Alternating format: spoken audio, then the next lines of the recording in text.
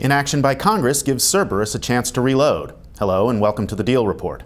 The failure of a bill that would impose universal background checks on gun sales should help the buyout firm sell Freedom Group. The firearms maker became the most infamous company in the Cerberus portfolio after one of its semi-automatic rifles, a Bushmaster AR-15, was used in the Sandy Hook school shooting. After the massacre, Cerberus investors, mainly pension funds, began pushing the firm to get rid of Freedom Group. Cerberus quickly put the company up for sale. The auction and the gun industry as a whole have been rocked by competing forces in recent months. For starters, gun sales have been exceptionally strong. Since President Obama's election, Americans have been buying weapons in huge numbers, driven by fears that the administration would impose new restrictions on gun ownership. Those fears only intensified after Sandy Hook, when the White House did indeed begin a campaign for tighter controls. But the one concrete proposal that Congress took up, background checks, failed to overcome a Republican filibuster. For the moment at least, that bill is dead. It should be good news for Cerberus and Freedom Group. Here's where it gets tricky.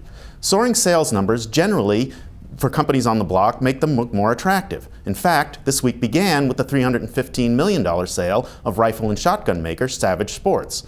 But the Freedom Group auction was apparently moving slowly, so slowly that Steven Feinberg, Cerberus's founder, came up with his own plan to buy the gun company. The idea was to create a floor for the bidding. Suitors may have been reluctant to come forward because of the AR-15's association with a notorious crime, the worst school shooting in U.S. history. But the deal's Jonathan Marino identifies another factor. Some potential buyers could be concerned that Freedom Group, and other gun makers for that matter, won't be able to sustain the current level of sales. It's still possible that at some point, buying guns will become more difficult. In fact, Obama has not given up on the background checks bill, which remains widely popular. And a ban on assault weapons like the AR-15 also draws significant support in Congress and in many parts of the country. Even the election of a Republican president in 2016 would probably ease gun owners' fears of prohibition, all of which makes buyers wary that today's valuations may not hold. Still, the failure of the background checks bill and Feinberg's move to support the Freedom Group bidding have revived interest in the auction.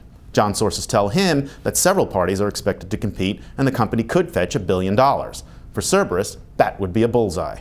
In New York, I'm Jeff Kanige for The Deal.